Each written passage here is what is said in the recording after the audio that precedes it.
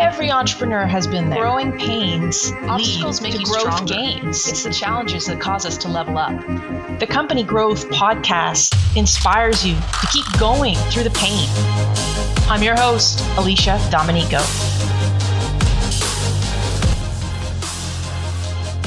Early on was very tough because you would only have a few opportunities and prospects in the pipeline that you almost rely on so much.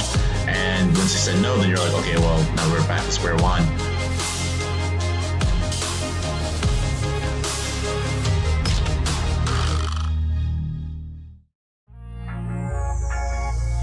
Meet Boyd Reid, co-founder and CEO of Hop In Tech. Boyd's going to explain exactly what Hop In Tech does.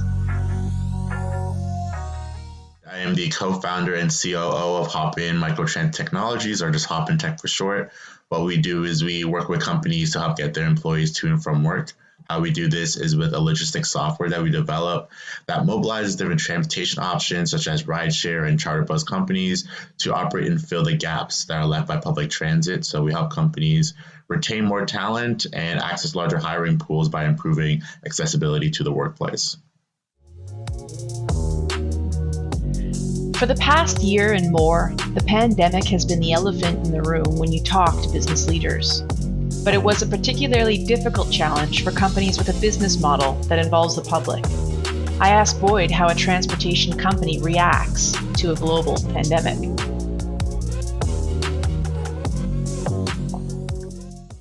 Yeah, I think like a lot of companies around that March time, we went into like triage mode and to try to figure out how do we operate in this time. And I think one thing that's very consistent in like startup and entrepreneurship is that you just push through things. You fail fast and learn faster. But in this situation in particular, and people's lives were at risk, we decided, that's probably not the best way to go about this thing. We got to sit back and actually learn. So we took off all the shuttles out of the road that were currently in operation.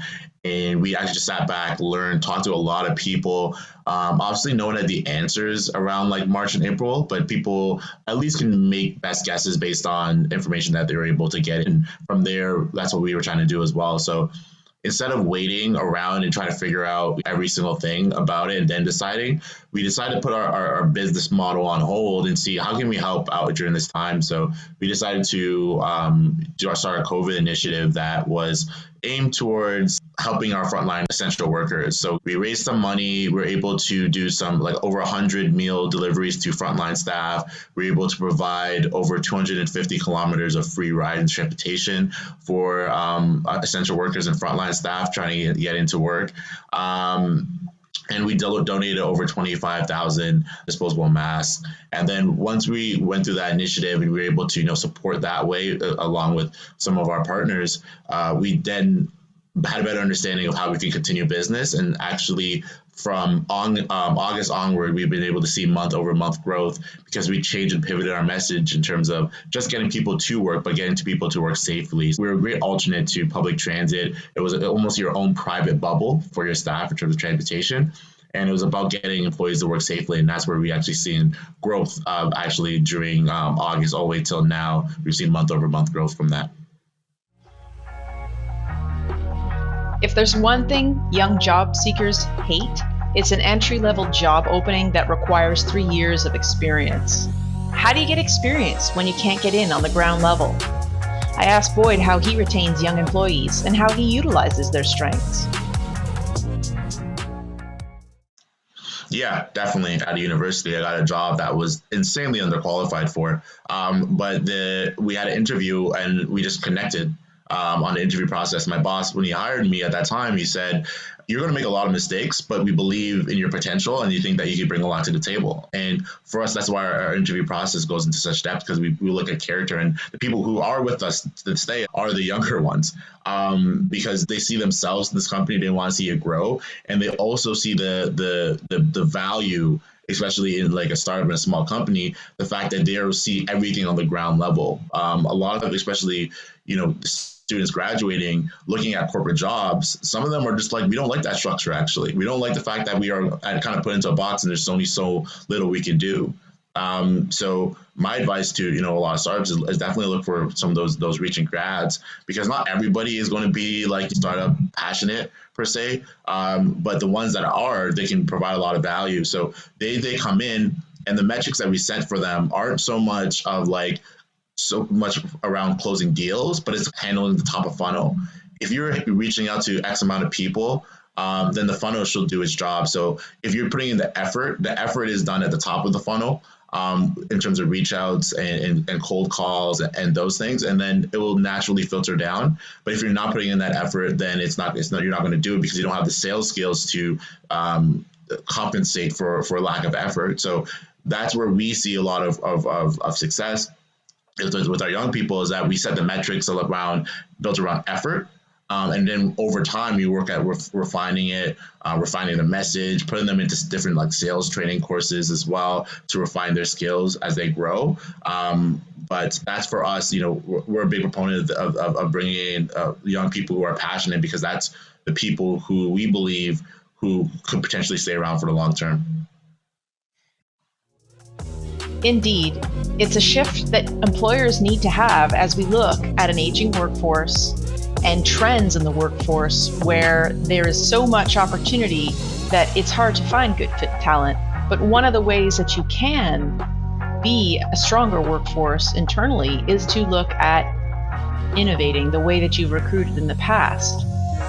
While maybe 10 years ago, being able to demand 3 years experience and saying no to all those entry-level people was an option, it's not that way anymore, where the workforce is so competitive and job opportunities can offer slides and free lunches instead of just your same batch of benefits and compensation packages that you've always offered. Paradigm shift might be required in the way that we recruit. Thinking about the strengths that a young person brings and how coachable they might actually be, and how growing up into your workplace could be exactly the kind of experience they're looking for, is more of the kind of thinking and innovation employers probably need to adopt in 2021. Being a startup in the 2020s means your business exists in a time of changing traditions, roles, and expectations in the workplace. I asked Boyd, what are some of the ways that Hopin Tech operates differently from other companies? What are they trying that's new?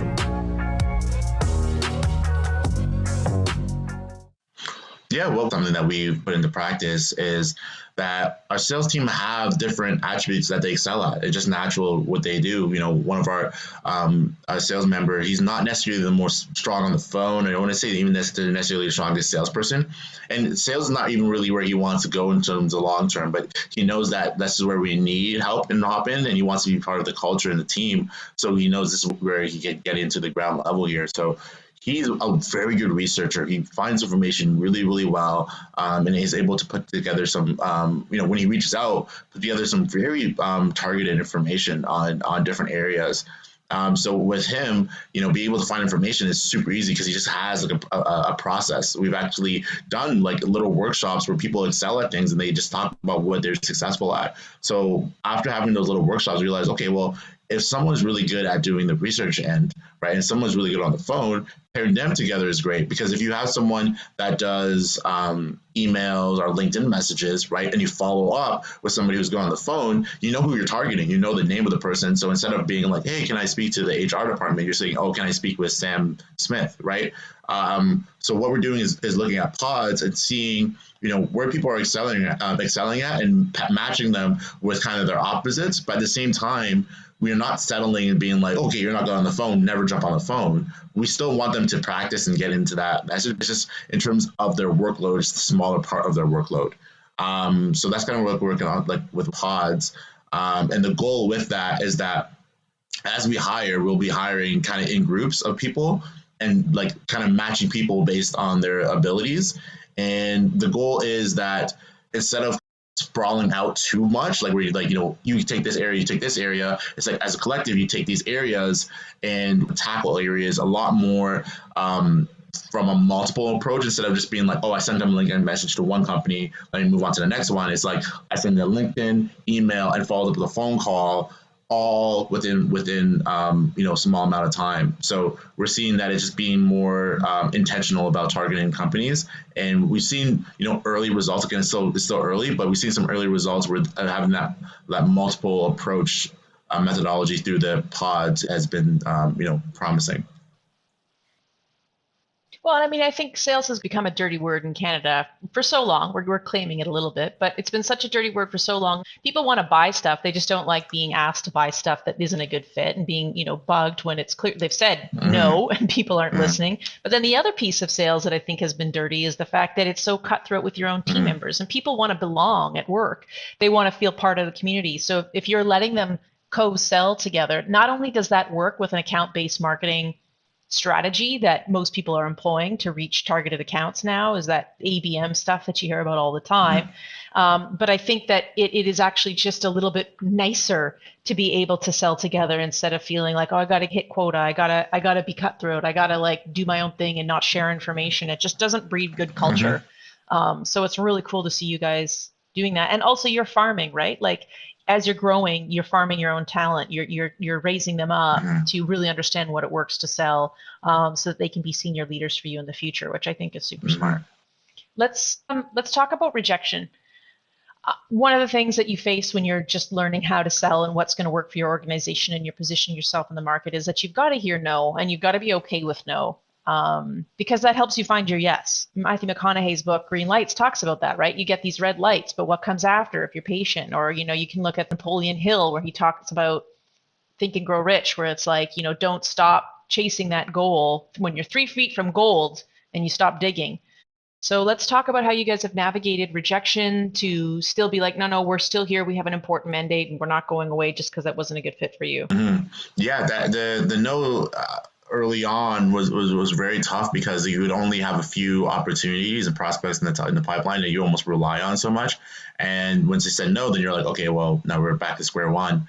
And one of the things that we have built towards is understanding where those no's are coming from, per se. Is it, again, referring back to that ego thing. If you throw away your ego and you listen to what people are saying, then the no is very big indication of like what you can do in the future to be able to improve on that sale process. So sometimes it's really a no because it's not good fit. The company's too small. They are located near really good transit lines, or they have a high driving population, right? And all those no's are completely reasonable. They're not saying no because of something that's unreasonable. It makes sense, right? So okay, so if that's the case, then maybe it's a situation of who we're targeting, right? So like maybe we look at who we're targeting.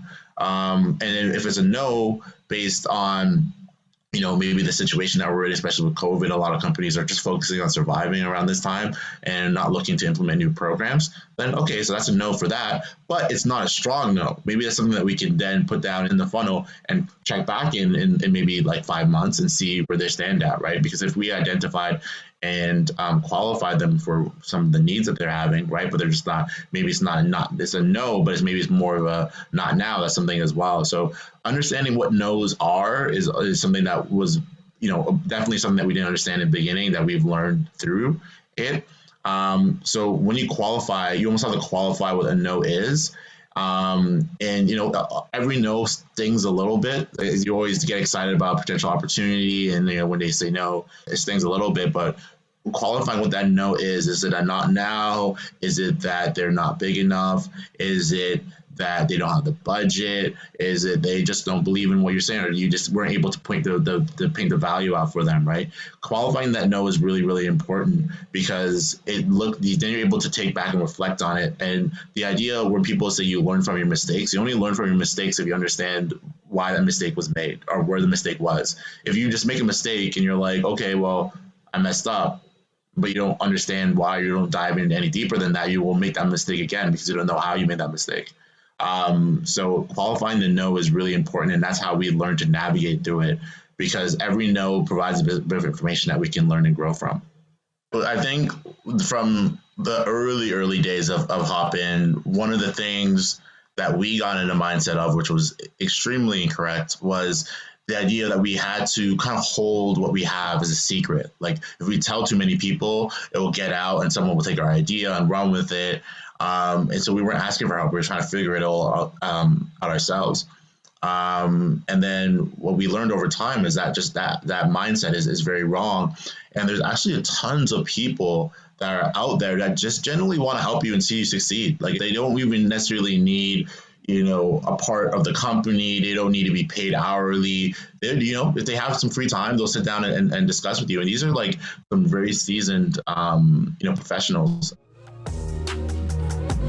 Boyd and I had talked about what it means to be a conscientious company and how to give back to the communities we live in. How does a growing company do that when funds are limited? Here's what Boyd had to say about the Hop in Tech philosophy. Yeah, and that's something like for us, we get money everywhere. There's lots of places you can get money. There's a lot of people who are willing to share money, whether it's investing or grants or whatever it may be. But for us, it was really important that our investors believed in our vision.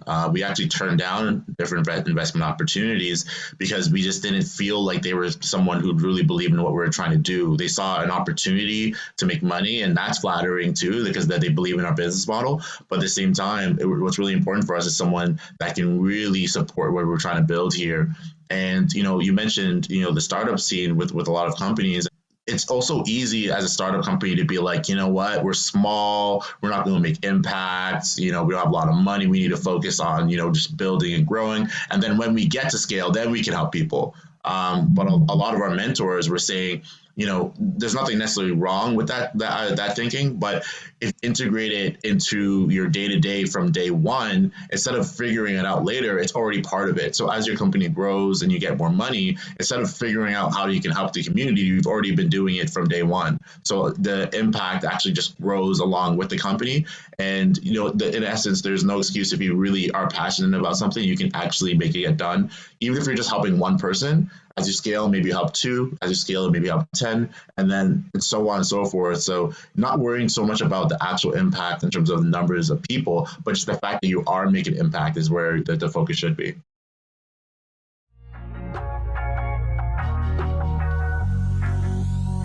Hop in Tech faced challenges like the pandemic, limited funding, and a competitive industry, and came out stronger than ever before. So I asked Boyd what was the biggest piece of advice he would give to entrepreneurs just starting out on their own company growth journey.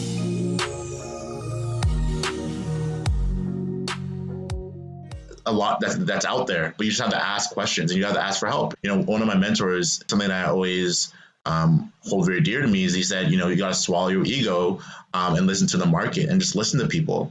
And once you're able to swallow your ego and just ask for help when you know you need it, there's people like a few of our mentors at Yspace, DMZ, Spark Center, all over the place that are willing to help out just if you ask, and that's all it takes. So advice that I have for a lot of people, especially starting out their business, is ask people. If you're struggling with something, talk about it. And like you mentioned, it's not all glamour, it's not all great. Startup life isn't all just making amazing businesses going to selling the business or going to IPO. There's a lot of work that goes in between it, and there's no way you can understand every single thing about business. So one of the things that help in terms of a lot of the stress and the pressure that comes to businesses is getting advice. So the things that people previously tripped up on are things that people have learned. You get that fast track to it. Instead of having to, in a sense, fail fast and learn faster, you're already learning from people who've already experienced it. It's been so good to have you on the show, Boyd. Yeah, it's been my pleasure. This is a great conversation. To learn more about Hop in Tech, visit hopintech.com. That's hopintech.com. Find more episodes of the Company Growth Podcast on YouTube, or at anchor.fm/company growth podcast, or wherever you listen to podcasts. And if you've got a company growth story you'd like to share, reach out to Tangible Words. We'd love to hear your story and use it to inspire others to beat their own company growing pains. Until next time, thank you for listening to the Company Growth Podcast.